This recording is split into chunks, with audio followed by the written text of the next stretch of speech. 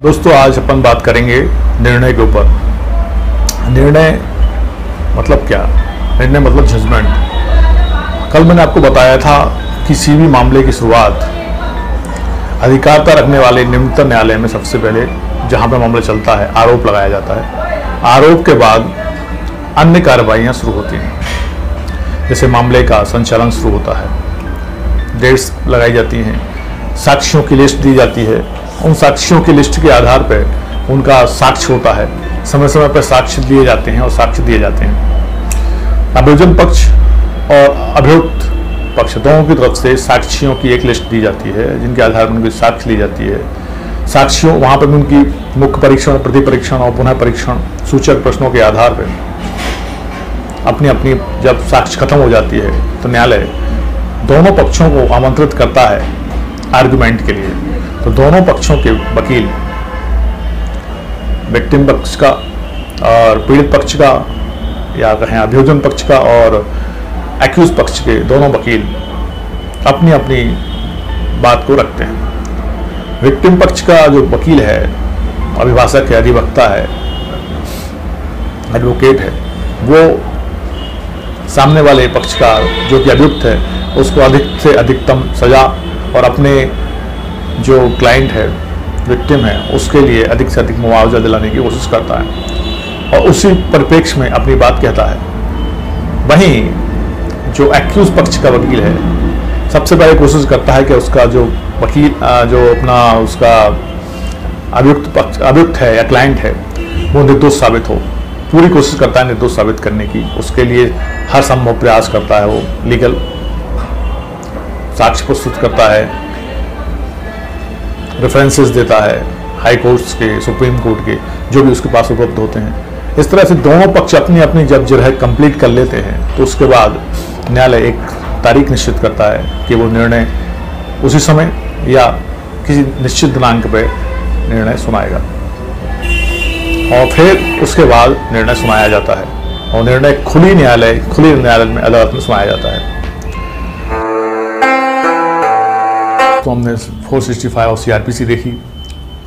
उसमें हमने जो ये क्लॉज 8 है, इस धारा की किसी बात का अर्थ नहीं लगाया जाएगा कि वह धारा 465 को बंदों के विस्तार को किसी प्रकार से परिसीमित करती है। यदि वो विस्तार 465 के हिसाब से है और जहाँ पे वास्तव में न्याय नहीं हो पाया है तो वहाँ पे 465 ऊपर रहेगी, उसकी परिसीमा पर ये प्रबंध उस पर ये प्रतिबंध नहीं लगाएगी। कौन सी 53।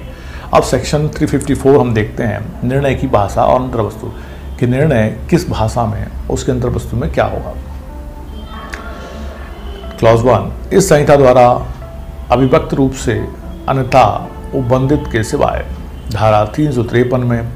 निर्दिष्ट प्रत्येक निर्णय, मतलब इस संहिता द्वारा अभिव्यक्त रूप से अन्यथा उपबंधित के सिवाय, मतलब जैसा कि इसमें उपबंधित है उसके सिवाय, अभिव्यक्त रूप से अन्यथा उपबंधित के सिवाय धारा 353 में निर्दिष्ट प्रत्येक निर्णय का न्यायालय की भाषा में लिखा जाएगा। सामान्य थिंग ये है कि वो न्यायालय की भाषा में लिखा जाएगा, या अन्यथा उपबंधित कर दिया है कि तो फिर उस भाषा में लिखा जाएगा। ये मतलब है न्यायालय की भाषा में लिखा जाएगा, मतलब जो भी न्यायालय की भाषा हो। ख, अवधारण के लिए प्रश्न उस प्रश्न या उन प्रश्नों पर विनिश्चय और विनिश्चय के कारण अंतर्विष्ट होंगे। अवधारण के लिए प्रश्न, जो डिस्प्यूटेड फैक्टिंग इशू है वो उन प्रश्नों को रखा जाएगा विनिश्चय में, उन विनिश्चय पे मामला चलेगा, उन पे आर्गूमेंट्स होंगे, उसके आधार पे वो अवधारण होगा। वहीं क्लॉज सी कह रहा है 354 का 1 का, भय अपराध यदि कोई हो जिसके लिए और भारतीय दंड संहिता 1860 का 45 या अन्य विधि की वह धारा जिसके अधीन अभियुक्त दोष सिद्ध किया गया है और वह दंड जिसके लिए वह दंडाधिष्ठ है विनिर्दिष्ट करेगा। तो स्पष्ट है कि जिस प्रकार से मामला चल रहा था, मान लो भारतीय दंड संहिता है तो उसके अंतर्गत कोई अपराध परिभाषित है, उससे संबंधित मामला चल रहा था, या अन्य किसी अपराध विधि के अंतर्गत मामला चल रहा था, तो उसको वहाँ पे अंतर्विष्ट किया जाएगा, उसके बारे में बताया जाएगा कि किसके आधार पर मामला चल रहा था और किस आधार पर उसको दंडित किया गया है, और दोष सिद्धि की गई है तो वो उसका कारण भी वहाँ लिखा जाएगा। वहीं क्लॉज 5 354 का 1 का डी, यदि निर्णय दोष मुक्ति का है तो उस अपराध का कथन करेगा जिससे अभियुक्त दोष मुक्त किया गया है। मतलब कई सेक्शंस लगे हैं आरोप में, उसमें से मान लो जिसमें दोष मुक्ति कर दी गई है तो उसका कारण लिखा जाएगा कि दोष मुक्ति किससे की गई है और उसका कारण क्या है। उसका निर्देश देगा कि भाई स्वतंत्र कर दिया जाए। मान लो दोष पूरी तरह से दोष मुक्त कर दिया गया सभी सेक्शन से, तो उसको निर्देश देगा कि भाई स्वतंत्र कर दिया जाए। वहीं 354 का क्लॉज 2 नंबर 2, जब दोष सिद्धि भारतीय दंड संहिता 1860 का 45 के अधीन है और यह संदेह है कि अपराध उस संहिता की 2 धाराओं में से किसके अधीन है या एक ही धारा के 2 भागों में से किसके अधीन आता है, तो न्यायालय इस बात को स्पष्ट रूप से अभिव्यक्त करेगा और उनको निर्णय देगा। मतलब 2 अलग अलग सेक्शंस के अंतर्गत है या एक ही सेक्शन के 2 अलग अलग भागों में से किसी एक के अंतर्गत है, जिसके भी अंतर्गत वो दोष सिद्ध किया जा रहा है तो उसको अलग से समझा के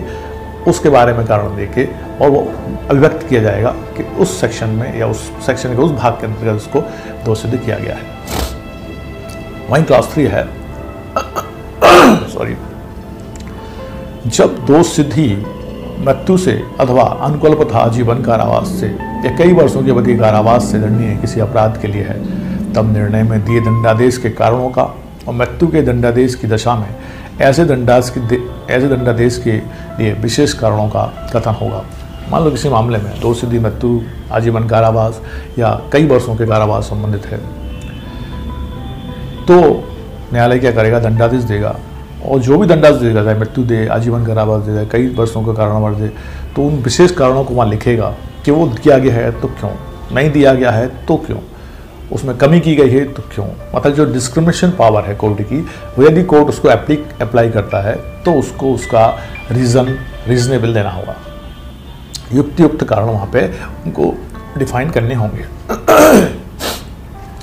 वहीं क्लॉज 4 कहता है 354 का 4, जब दोष सिद्धि 1 वर्ष या उससे अधिक की अवधि के कारावास से दंडनीय अपराध के लिए है किंतु न्यायालय 3 मास से कम अवधि के कारावास का दंड अधिरोपित करता है,